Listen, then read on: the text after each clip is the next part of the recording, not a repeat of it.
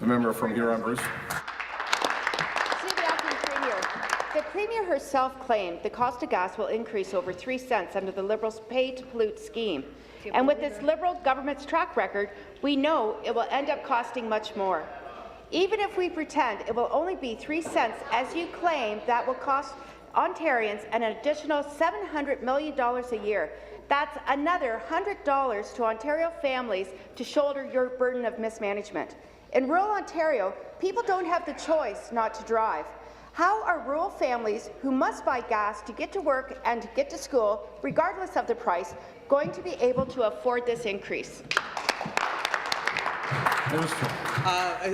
Speaker, first of all, I want to congratulate our Premier and the Minister of the Environment and Climate Change for taking a most important and momentous decision when it comes to ensuring that we actually deal with the issue of climate change in our province by introducing the cap and trade system. The official opposition speaker needs to get their hand out of the quicksand. They got to choose a lane. Are they going to continue to deny climate change, or are they going to stand up for Ontarians and the future of our province when it comes to a cleaner environment and a better and a stronger economy, Speaker? I guess, Speaker, now we know what PC party stands for. Is the pro-coal, pro-carbon party of Ontario, Speaker. They're the only ones who are standing in support of carbon. The whole world is moving forward in making sure that we put price on carbon, we make sure that we deal with greenhouse gas emissions, because it is essential to the future prosperity of our province.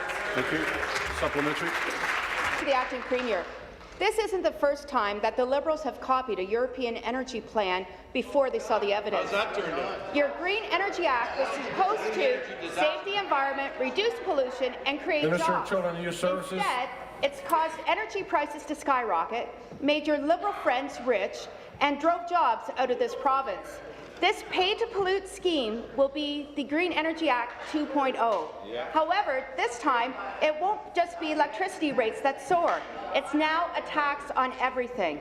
The Green Energy Act cost each household $1,100 a year. Acting Premier, how much more will your pay-to-pollute scheme cost Ontarian households? Thank you. Acting Premier. Minister of the Environment and Climate Change. Minister of the Environment and Climate Change. Thank you, Mr. Speaker. I am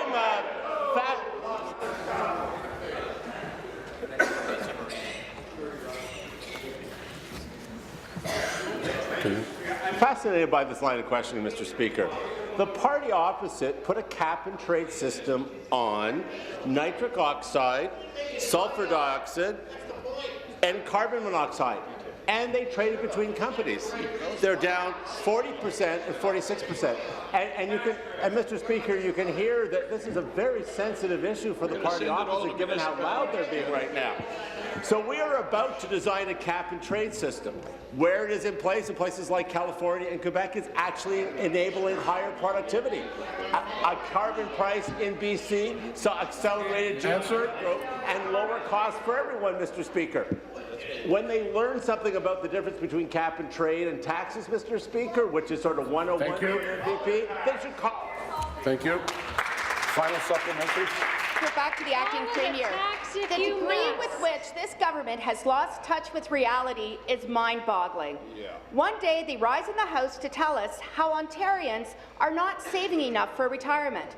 The next day, they create a tax on everything that will take money right out of their pockets, right out of their savings accounts. Higher costs mean less disposable income. That means less money to save, less money to spend to keep the economy moving. That's basic economics. Acting Premier, how much money will your tax on everything take from the retirement savings accounts of Ontarians? How much? So I think it's time for a little lesson in basic economics here, Mr. Speaker. Tembec. Well, that got you your second one. The member from Renfrew, Nipissing, Pembroke, come to order. And the member from Prince Edward Hastings, come to order. And the member from Lanark, come to order. Carry on. Mr. Speaker. So Tembec, great Ontario forestry company, reduces its emissions and improves its plant. The average GHG emissions from an average forestry, let's say 50, and we set the cap at 40. Tembec is at 30. Tembec then has a surplus. It may sell it to Cascade, which may need 2 or 3 years to do that. Cascade then can buy the time. The money Tembec gets back, reinvested in a higher productivity plan, more jobs. Answer. That's how it works, Mr. Speaker. It's a good thing, as Martha Stewart would say, Mr. Speaker. Thank you.